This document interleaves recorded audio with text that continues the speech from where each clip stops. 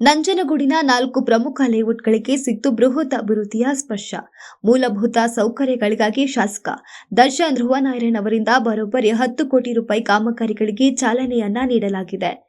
ನಂಜನಗೂಡಿನ ಚಿತ್ರಣ ಬದಲಾಯಿಸಲು ಶಾಸಕರು ಅಖಾಡಕ್ಕಿಳಿದಿದ್ದಾರೆ.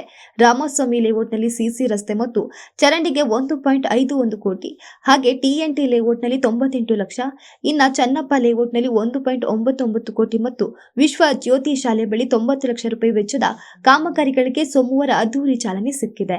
ಗುಣಮಟ್ಟದ ಕಾಮಗಾರಿಗೆ ನಮ್ಮ ಮೊದಲ ಆದ್ಯತೆ. ಲೇಔಟ್ಗಳಲ್ಲಿ ರಸ್ತೆ, ಚರಂಡಿ, ಸ್ಟ್ರೀಟ್ ಲೈಟ್ ಜೊತೆಗೆ ಸಾರಿಗೆ ಬಸ್ ಸೌಲಭ್ಯ ಕಲ್ಪಿಸಲಾಗುವುದು. ಅಷ್ಟೇ ಅಲ್ಲದೆ ನಗರದಲ್ಲಿ ಹೆಚ್ಚಿರೋ ನಾಯಿ ಮತ್ತು ಹಂದಿಗಳ ಹಾವಳಿಗೆ ತಕ್ಷಣ ಬ್ರೇಕ್ ಹಾಕಲು ಅಧಿಕಾರಿಗಳಿಗೆ ಕಟ್ಟುನಿಟ್ಟಿನ ಸೂಚನೆಯನ್ನ ನೀಡಿದ್ದೇನೆ ಅಂತ ಶಾಸಕರು ಅಭಯವನ್ನ ನೀಡಿದ್ದಾರೆ.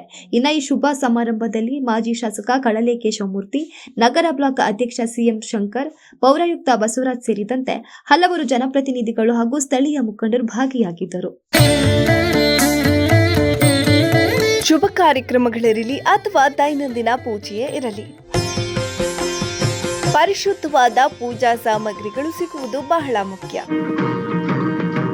ಅಂತಹ ಪೂಜಾ ಸಾಮಗ್ರಿಗಳ ಭಂಡಾರವೇ ಶ್ರೀ ರಾಘವೇಂದ್ರ ಪೂಜಾ ಭಂಡಾರ. ಶ್ರೀ ರಾಘವೇಂದ್ರ ಪೂಜಾ ಭಂಡಾರ, ನಮ್ಮಲ್ಲಿ ಎಲ್ಲಾ ತರಹದ ಪೂಜಾ ಸಾಮಗ್ರಿಗಳು ಲಭ್ಯವಿದೆ.